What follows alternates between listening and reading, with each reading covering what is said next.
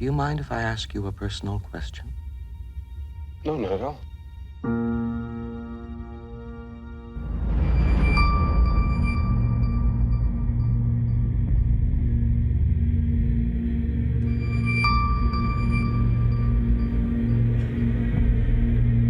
Three, two, oh, I see. One.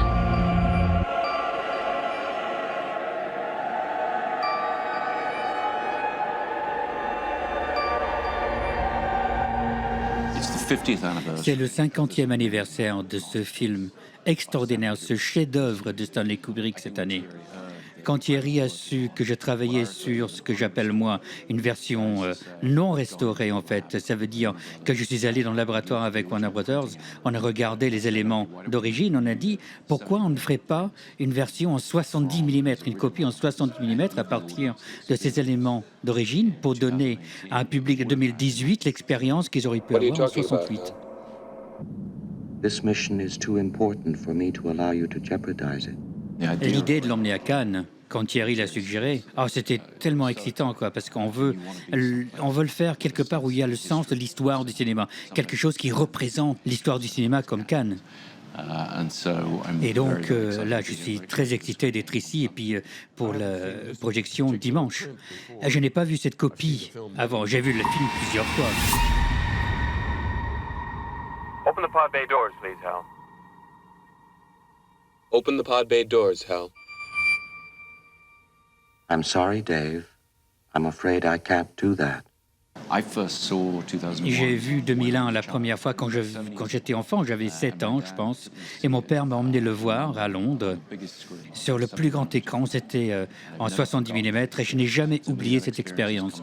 Pour moi, cette expérience représente les possibilités du cinéma.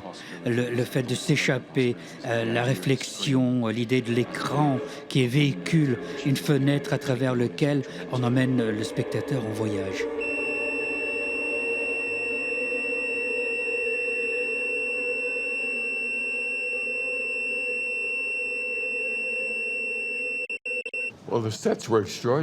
Alors, les décors, c'était incroyable. Disneyland à côté, c'était triste. Je n'avais jamais vu quelque chose comme ça avant, quoi. Mais ça nous a aidé beaucoup parce qu'on était vraiment dans des circonstances, des décors tellement réalistes, même si c'était une projection de l'avenir, du futur et de ce que seraient les véhicules de l'espace. Mais c'était une expérience extraordinaire.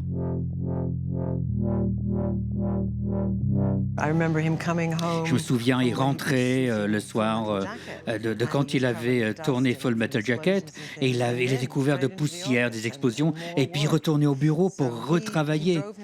Alors vraiment, il se poussait énormément. C'était son film, c'était son bébé, quoi. Et j'imagine maintenant que Stanley, quelque part, il nous regarde et il serait étonné de savoir que son film, 50 ans plus tard, c'est toujours aussi contemporain. Rien n'a changé. On ignore tout de ce qui existe ailleurs dans l'univers. Et je pense vraiment que c'est tout à fait justifié de sa part, pour lui, de faire sa révérence à l'inconnu, parce que c'est ça ce film.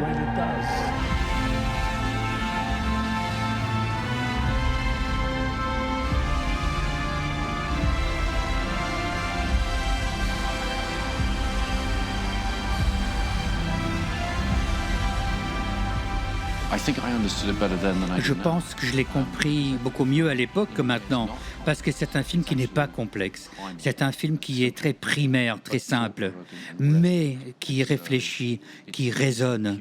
Et donc ça représente le cinéma pur. C'est une expérience qu'on a. Et si on analyse de trop, si on essaie de l'analyser de façon linéaire, narrative, en fait, simple, en termes de mots, d'histoire, en fait, ça s'échappe. Mais c'est l'expérience émotionnelle de faire ce voyage. C'est ça le but. Et un jeune, moi j'étais très jeune à l'époque, mais je pense que j'étais ouvert à cette expérience. Je l'ai accepté, le spectacle, la merveille. Et c'est ça le but du film. Et je suis vraiment excité pour le public de Cannes. Et ils vont vivre cette expérience dimanche soir.